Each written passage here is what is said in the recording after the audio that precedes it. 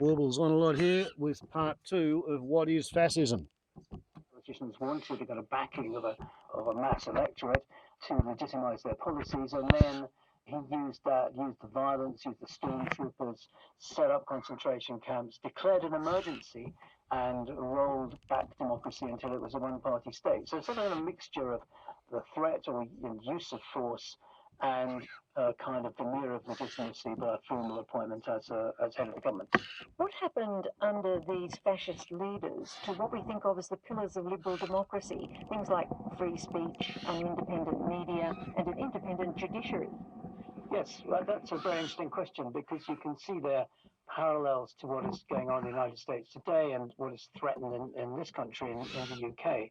So if you take the press, of course, sections of the press were behind the fascists and behind the opponents of democracy, telling lies and spreading extreme propaganda that's really a distortion of the truth in so many ways.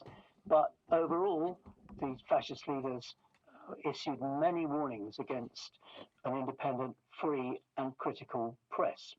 Joseph Goebbels, who was a Nazi propaganda chief, called it the lying Jewish press. So this is one of his paranoid fantasies, that the press was controlled by the Jews in some kind of mass conspiracy against the Nazis. He threatened to close them down, and when the Nazis came to power, they did close down or take over all the liberal, independent, liberal, conservative, and left-wing newspapers until they were all Nazi newspapers. Similar things happened in Italy, and if you can line up statements by Goebbels attacking the free press and statements by President Trump and his supporters attacking the press, and they look alarmingly similar. As for the judiciary, again, there was an independent judiciary in both Italy and Germany, and it was an obstacle to the establishment of supreme power. I mean, one example is Hitler declared an emergency about a month after he came to power when a lone Dutch, rather deranged Dutch anarchist called Marinus van der Lubbe burned down the parliament building, the Reichstag.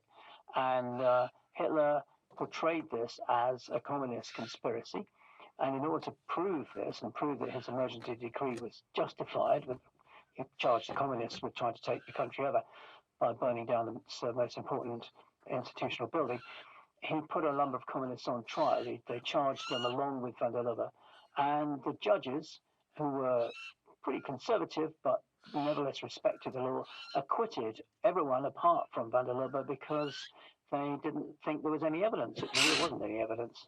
So Hitler was so furious of this that he set up a parallel system of courts called the People's Court at the top, and then called special courts further down to sort of circumvent the initial court system.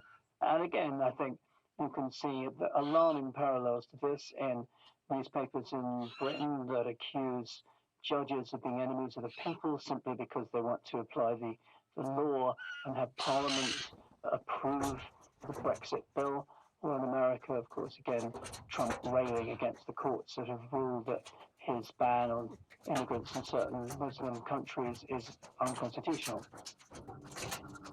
Courts seem to be so political, and it would be so great for our justice system if they would be able to read a statement and do what's right.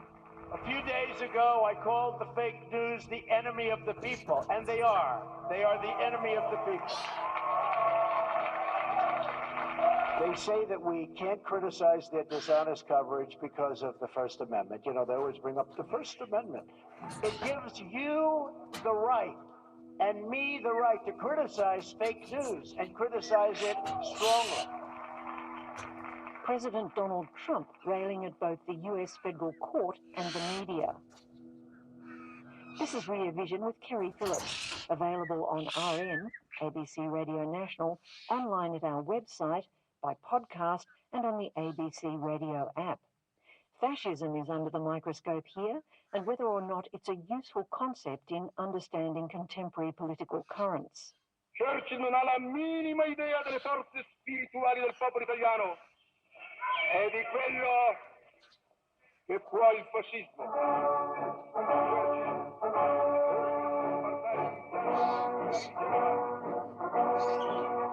Am 5. März hat sich das Volk entschieden und in seiner Mehrheit zu uns bekannt.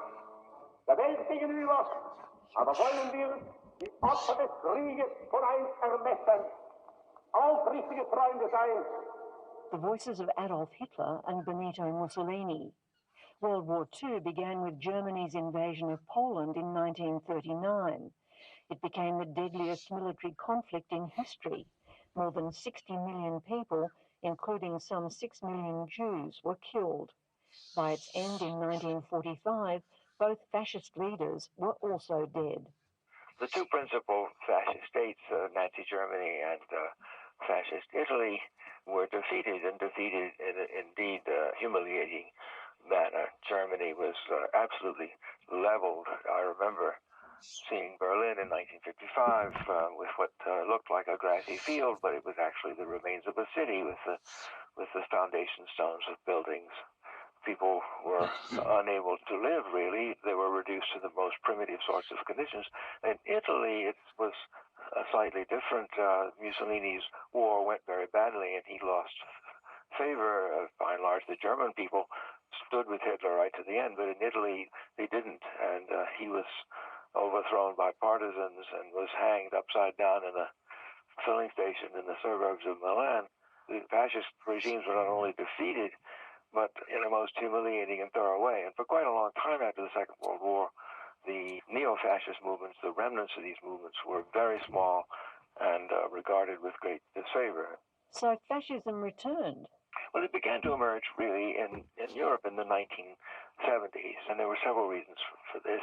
One was the passage of time. The humiliations of 1945 began to be forgotten.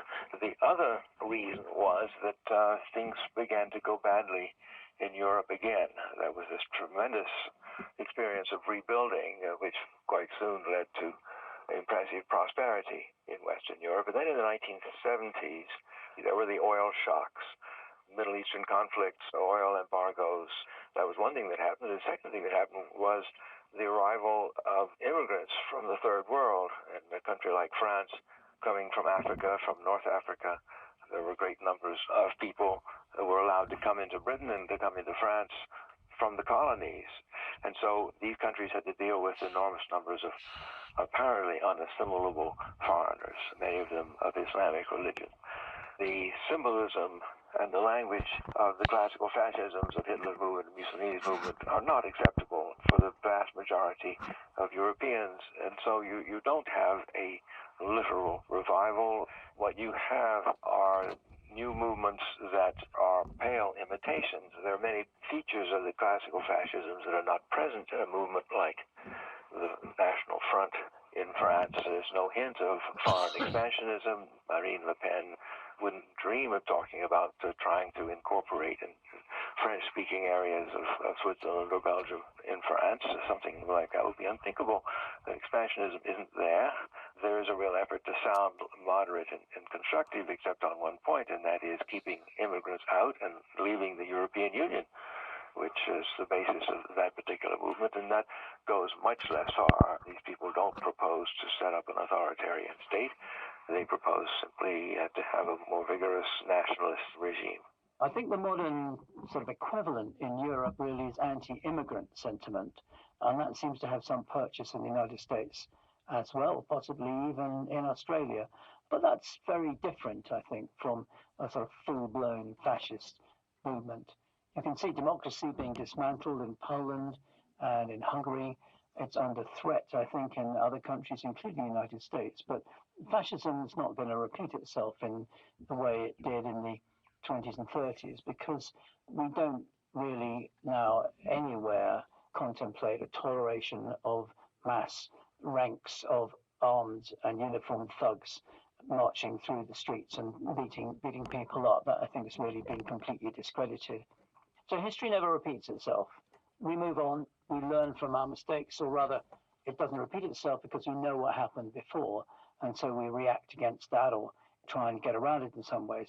There's been no economic crisis to anywhere near the extent and depth of the Great Depression of 1929 to 1933 or 34, when you have mass unemployment. You don't even see on a scale today in countries like Greece or Spain. The current economic crisis, which began with the credit crunch, the bank crashes of 2008, 2009, is a rather faint echo of that the depression, but it's an echo all the same. And I think you can see similar things happening. You can see a discontent with the democratic institutions, discontent with the political system that's failed to protect people against economic crisis. You can see a desire for some kind of change, radical change of a different sort. And you can see people taking refuge from their economic problems in a very strong sense of identity, identification with the state, and identification with some kind of nationalism. I don't want to reduce it all to that, but if you're looking for parallels and echoes, that's what you can see. Well, what happened to fascism, of course, was that uniquely in the case of modern revolutionary movements, it sort of destroyed itself. It came to a crashing end in the midst of the most extraordinary destruction one can find in modern times, in the case of Germany in 1945. That is, fascism basically discredited itself so that it created a kind of inoculation against itself, particularly in European and Western countries. If you're going to have any imitations of something like fascism, you'd find it much more likely in non-European countries who had not been through that kind of experience. Probably the best example would be what developed with nationalism in Iraq by the 1970s and 80s. The Saddam Hussein dictatorship revived some of the same forms of fascism, but you never could really recreate the exact and full ideology again, because that depended upon a kind of ideal world that developed in Europe by the early 20th century and was pretty well buried by the results of World War II and all of the cultural changes that took place in the era after World War II. That is, you couldn't recreate in the atomic era the idea of a political movement that really believed in projecting violence as kind of a good thing in itself, as a kind of warlike template for survival on into the future. That just didn't seem to make sense to anyone in the atomic era. Okay, starting a new video.